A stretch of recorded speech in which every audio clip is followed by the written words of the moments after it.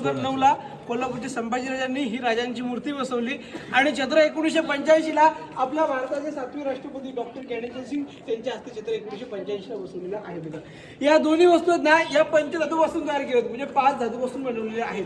पण असं शिवरायांचं इथे ओरिजिनल सोन्याचं सिंहासन होतं 32 मणाचं, एक मण म्हणजे 40 किलो, 1280 किलोचं इथे राजांचं सोन्याचं सिंहासन होतं। ते सिंहासन औरंगजेबाचा सरदार जुल्फिकार खानाने या रायगडाला वेढा मारला 3 नोव्हेंबर 1689ला। त्या वेड्यामध्ये तो सिंहासन घेऊन गेलेला आहे, त्यामुळे आज आपले सिंहासन पाहायला भेटत नाही बघा। पण इथे शिवरायांचा राज्याभिषेक झाला।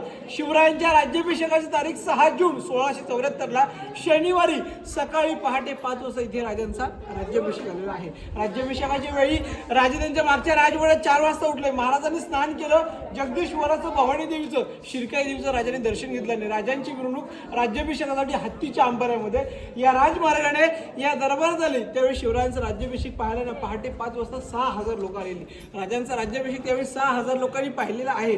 पण त्या 6000 लोकांमध्ये ना ज्या सरदारांच्या जीवावर राजांनी एवढं मोठं स्वराज्य उभं केलं होतं ना, त्या लढाईमध्ये मारलेले सरदार राजांना 6000 लोकांमध्ये बसलेले पाहायला भेटत नव्हते, कारण 6000 लोकांमध्ये त्या सरदारांच्या विधवा बायका त्यांची मुलं बसलेली।